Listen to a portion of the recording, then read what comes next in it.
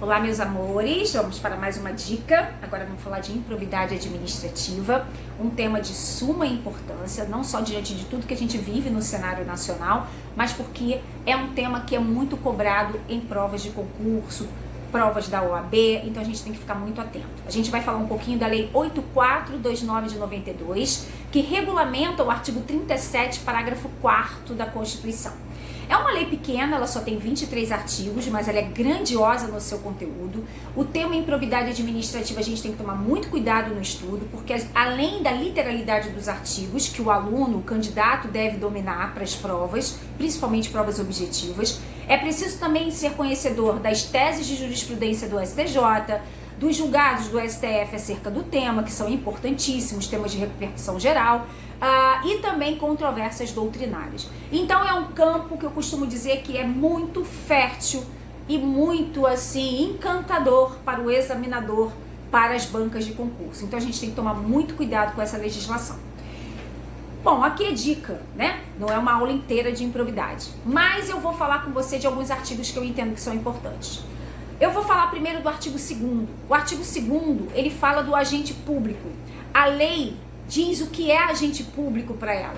E você percebe que o conceito de agente público que é utilizado no artigo 2º da Lei 8429 de 92 é um conceito amplo, é uma conotação genérica. Eu coloco várias espécies de agentes públicos ali.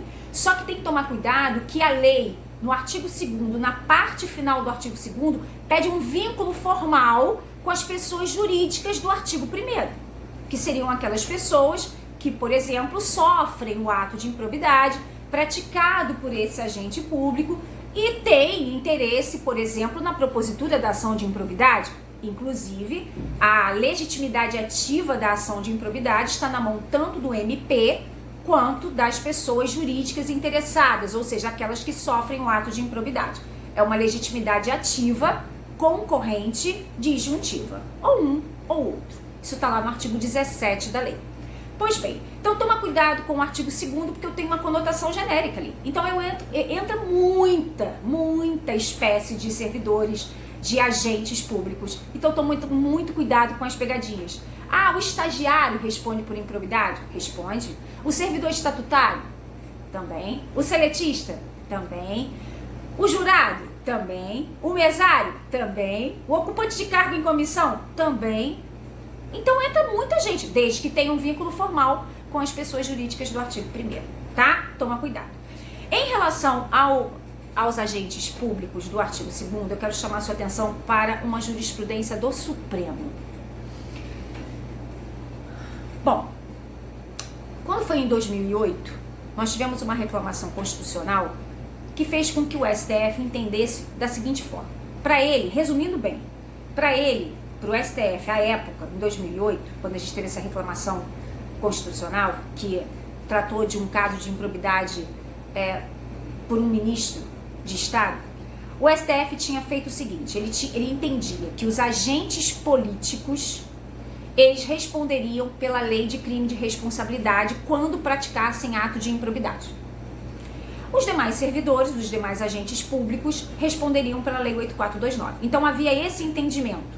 Desde 2008, agentes políticos praticando o ato de improbidade responderiam pelas suas leis de crime de responsabilidade, por uma interpretação sistemática que foi feita no texto constitucional. Por exemplo, o artigo 85, inciso 5 da Constituição diz que quando o presidente da República, resumindo, pratica ato de improbidade, ele pratica crime de responsabilidade.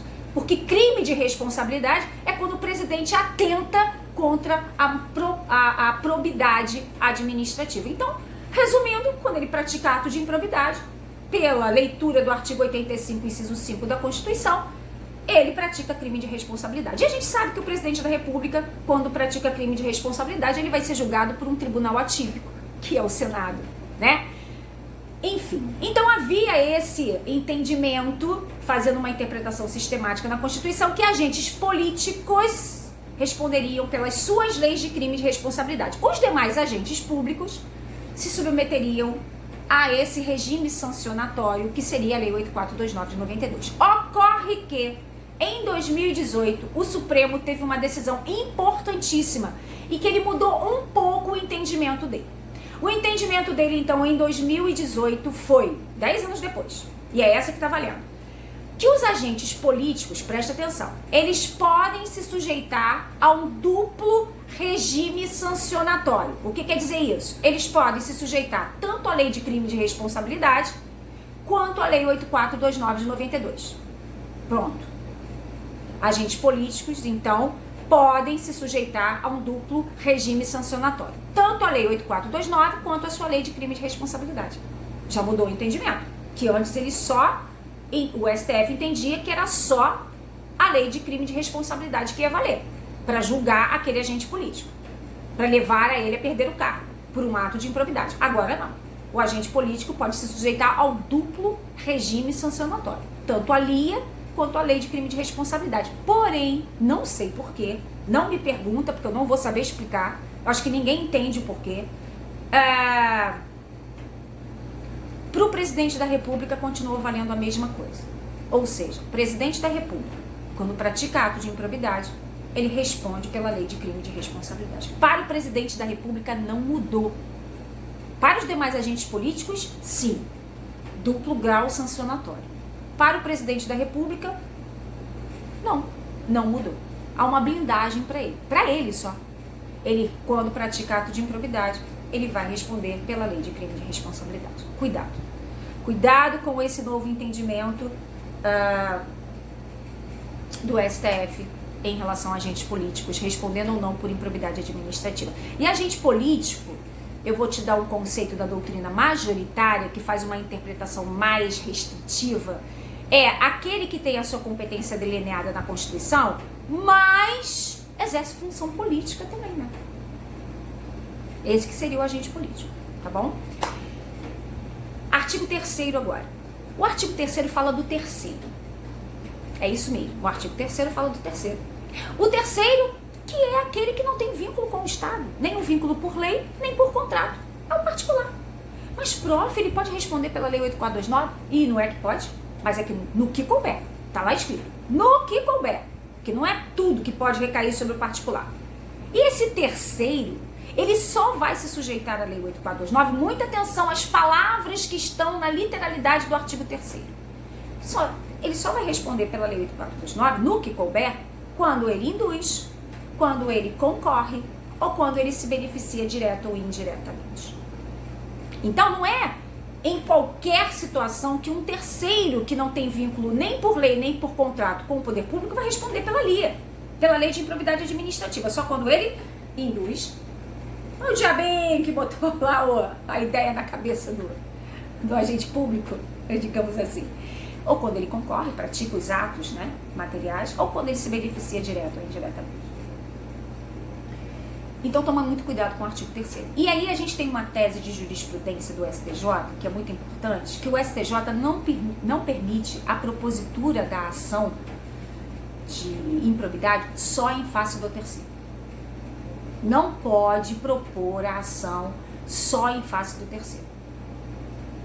Se quiser, em face do terceiro, o agente vai estar lá também. Ou então, a propositura da ação é só em face do agente. Agora, só em face do terceiro, o STJ não admite. Por quê? Porque faça a interpretação do artigo 3º.